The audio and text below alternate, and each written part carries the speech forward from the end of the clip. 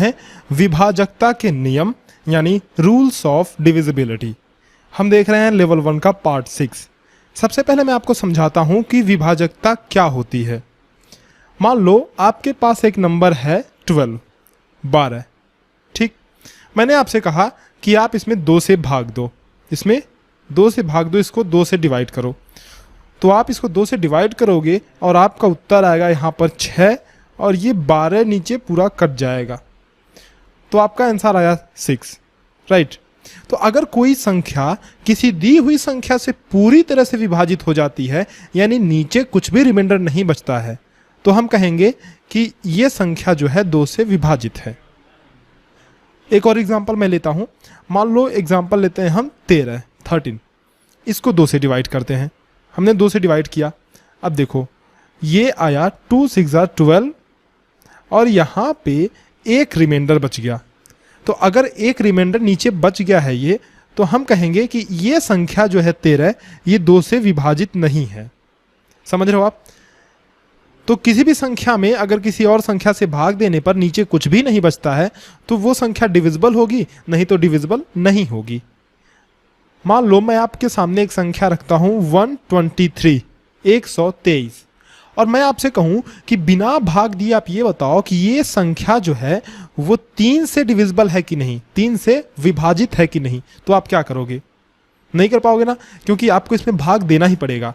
तो इस चैप्टर में हम ऐसे ही कुछ रूल्स, कुछ नियम सीखने वाले हैं, जिसको सीखने के बाद आप बिना भाग दिए ये बता लोगे कि ये संख्या डिविजिबल है कि नहीं डिविजिबल है।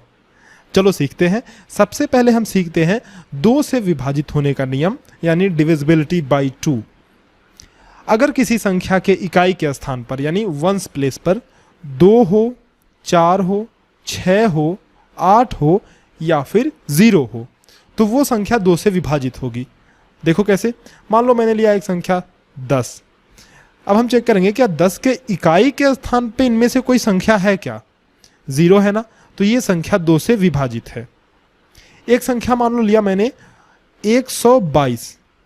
122 का इकाई का स्थान कौन है? इकाई का स्थान ये है यूनिट्स प्लेस।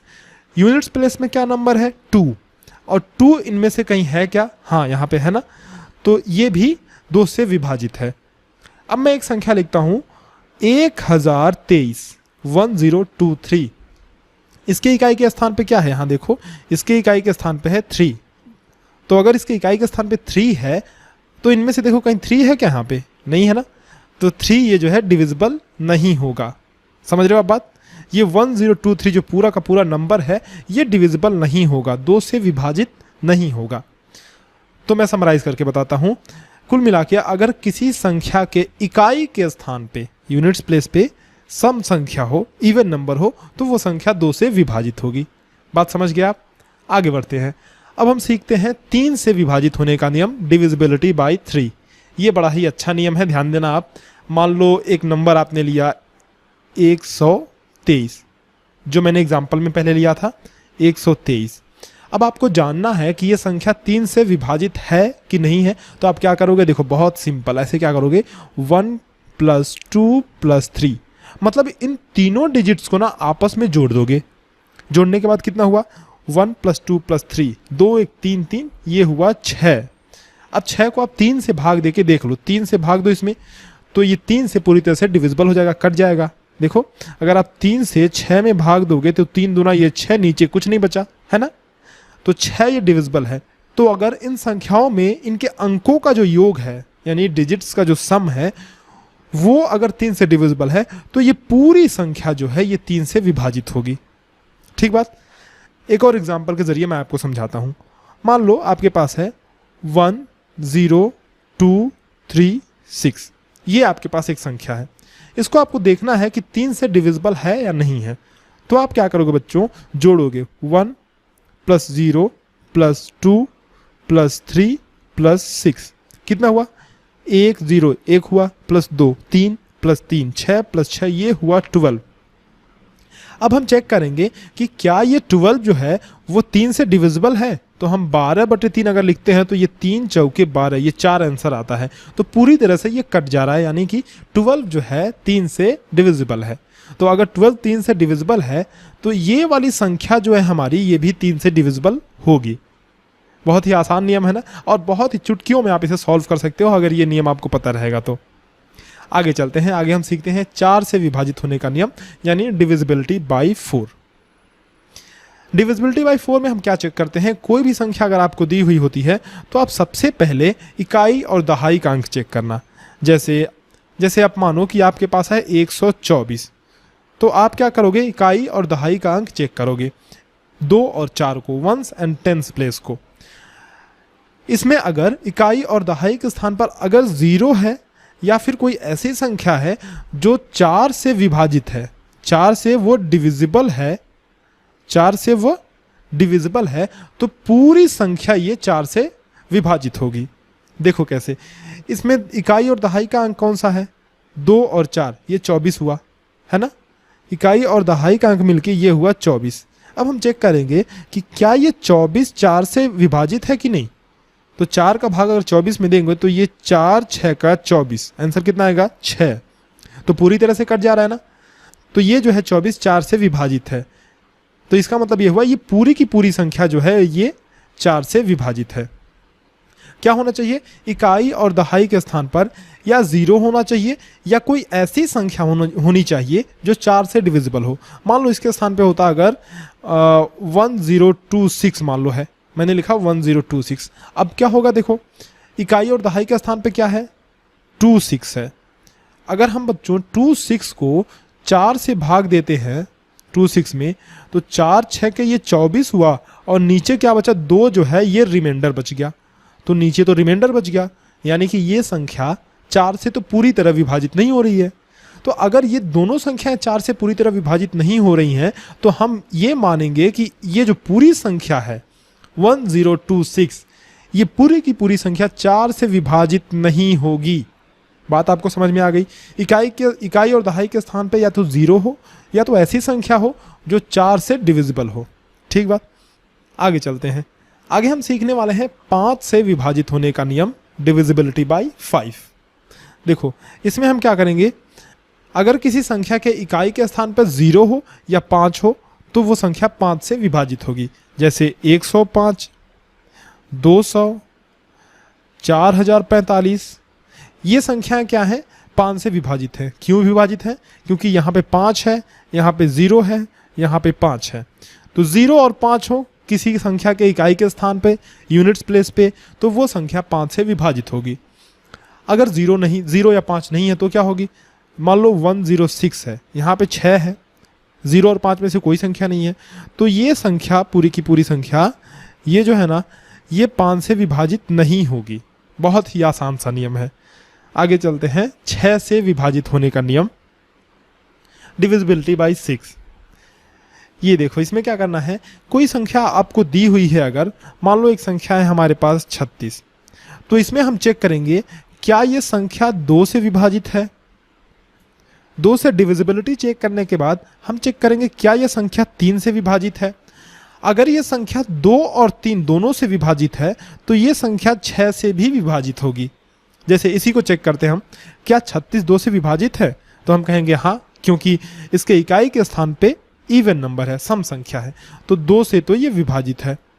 क्या ये संख्या 3 से भी विभाजित है, तो अभी हमने नियम पढ़ा, 3 से डिविजिबिलिटी चेक करने के लिए क्या करेंगे, इन दोनों का सम करेंगे। तो 3 और 6 ये हुआ 9, और 9 तो 3 से कट जाता है ना, 3 3 का 9, तो 3 से भी डिविजिबल है। तो ये संख्या 2 से भी डिविजिबल है और ये संख्या 3 से भी डिविजिबल है।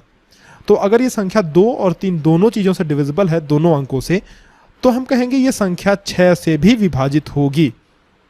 तो आसान सा नियम है, अगर कोई संख्या 2 और 3 दोनों से विभाजित है तो वो संख्या 3 से भी विभाजित होगी। आगे बढ़ते हैं, देखते हैं 8 से विभाजित होने का नियम, यानी डिविजिबिलिटी बाई 8। इसमें क्या होता है, अगर किसी संख्या के इकाई, दहाई और सैकड़े के स्थान पे, यानी कि अंतिम के 3 अंक या तो 0 हो या फिर वो 8 से डिविजिबल हो। क्या हो, या तो 0 हो या तो 8 से डिविजिबल हो, अंतिम के 3 अंक। जैसे मान लो 1000, इसमें अंतिम के 3 अंक क्या हैं, 0 हैं। तो अगर अंतिम के 3 अंक इसमें 0 हैं तो ये संख्या 8 से विभाजित है। एक और एग्जांपल लेते हैं। मान लो एक संख्या है हमारे पास 1064। अंतिम के 3 अंक इसमें क्या है? अंतिम के 3 अंक हैं 064। 064 इसको हम लिख सकते हैं 64 भी लिख सकते हैं। तो अगर हम 8 से भाग दें 64 में तो बच्चों ये आएगा 8 बटे 64 और ये रिमाइंडर कुछ नहीं बचेगा, यानी कि 64 जो है 8 से पूरी तरह से विभाजित है। तो जब अंतिम की 3 संख्याएं 8 से पूरी तरह से विभाजित हों तो हम ये मानेंगे कि ये पूरी संख्या ये जो है 8 से विभाजित होगी। इतनी बात समझ गए? चलो अब हम आगे बढ़ते हैं और सीखते हैं 9 से डिविजिबिलिटी का रूल, 9 से विभाजित होने का नियम। इसमें क्या होता है देखो, अगर आपके पास कोई संख्या है, मान लो आपके पास संख्या है 918, तो जैसे 3 से डिविजिबिलिटी का नियम था वैसे ही इसमें भी है। इसमें क्या करेंगे, सारे डिजिट्स को एक साथ जोड़ लेंगे और जो आंसर आएगा उसको 9 से डिवाइड करके देखेंगे। जैसे इसी एग्जांपल में देखते हैं, इसको 9 + 1 + 8 ये कितना हुआ? ये हुआ 18, राइट? ये 18 हुआ। और 18 को अगर आप 9 से डिवाइड करोगे तो ये आंसर आएगा 2 और नीचे कुछ भी शेष नहीं बचेगा। इसका मतलब 18 9 से पूरी तरह से डिविजिबल है। तो अगर संख्याओं का योग जो है वो 9 से डिविजिबल है तो हम मानेंगे कि वो संख्या भी 9 से विभाजित होगी।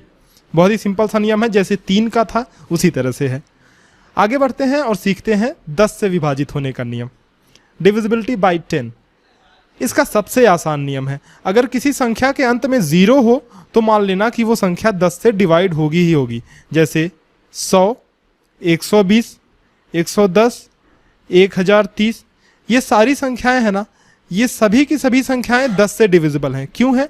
क्योंकि लास्ट में 0 है। इसमें भी, इसमें भी, इसमें भी और इसमें भी। मान लो एक संख्या होती 125, तो लास्ट में कितना है? 5। तो अगर लास्ट में 5 है तो ये 10 से डिविजिबल नहीं होगी। समझ गए? अब आगे बढ़ते हैं और लास्ट में सीखते हैं 11 से विभाजित होने का नियम। ये थोड़ा सा कठिन है, ध्यान देना, समझ जाओगे आप। मैं आपको एग्जाम्पल से समझाने की कोशिश करता हूँ। मान लो आपके पास एक संख्या है 121, 121। तो आपको करना क्या है, इसके अल्टरनेट नंबर्स का सम करना है। अल्टरनेट नंबर मतलब देखो, इसको जोड़ लो आप और इसको जोड़ लो। 1 और 1 कितना हुआ? 1 + 1 कितना हुआ? ये हुआ 2। उसके बाद जो संख्याएं बचती हैं उनको अलग से लिख लो। जैसे 2 बचा यहाँ पे, तो ये 2 मान लो हमने लिख लिया। अब इसमें से इसको घटाओगे, इसमें से इसको घटाओगे, तो 2 - 2 ये हुआ 0। ठीक है? तो अगर इस तरह का अंतर 0 आता हो या फिर ये ऐसी संख्या आती हो जो 11 से डिविजिबल हो, 11 से ये डिविजिबल हो, तो हम मानेंगे कि ये पूरी संख्या जो है वो 11 से विभाजित होगी। चलो एक और एग्जाम्पल के जरिए मैं आपको अच्छे से समझाता हूँ। मान लो एक संख्या है 1329224। तो आप सबसे पहले क्या करना, इसके ऑड प्लेसेस और इवन प्लेसेस, यानी जो सम स्थान है और विषम स्थान है, उनको चिन्हित कर लेना। देखो, इसको हम एक साथ जोड़ेंगे। तो पहले 3 + 9 + 4, 3 + 9 + 4 किया हमने। अब इसके बाद क्या करेंगे, इसको और इसको हम एक साथ जोड़ेंगे। तो ये क्या हुआ? ये हुआ 1 + 2 + 2। ठीक बात है? आगे इसको जोड़ लेते हैं। ये हुआ 9 3 12 और 4 ये हुआ 16 और ये हुआ 2 + 1 3 2 5, 16 और 5 हुआ। अब जैसा मैंने पहले आपको बताया, क्या करेंगे आप इसको इन दोनों का अंतर लोगे, डिफरेंस, यानी 16 में से जब आप 5 घटाओगे तो ये बचा 11। अब आप खुद बताओ कि ये संख्या 11 से डिविजिबल है कि नहीं है। ये संख्या 11 से डिविजिबल होगी, क्योंकि ये जो रिजल्ट आया ना, ये 11 से डिविजिबल है। देखो रिजल्ट हमारे पास 11 आया और पिछले वाले में क्या आया था? 0 आया था। रिजल्ट 0 आया था। तो या तो 0 आ जाए या फिर 11 का कोई मल्टीपल आ जाए, यानी 11 आ जाए, 22 आ जाए। मतलब कुल मिला के बात यही है, ये जो रिजल्ट आना चाहिए ये 11 से विभाजित होना चाहिए। या तो 11 से विभाजित हो या तो 0 आ जाए। तो अगर ऐसा कंडीशन बनता है तो ये संख्या जो है, ये पूरी की पूरी संख्या 11 से डिविजिबल होगी। 11 से डिविजिबल होगी। अगर आपको नहीं समझ में आया हो तो एक बार वीडियो को फिर से रिपीट करके देख लेना। अच्छा कॉन्सेप्ट है, सीख लेना। चलो फिर मिलते हैं अगले लेक्चर्स में कुछ नए सवालों के साथ।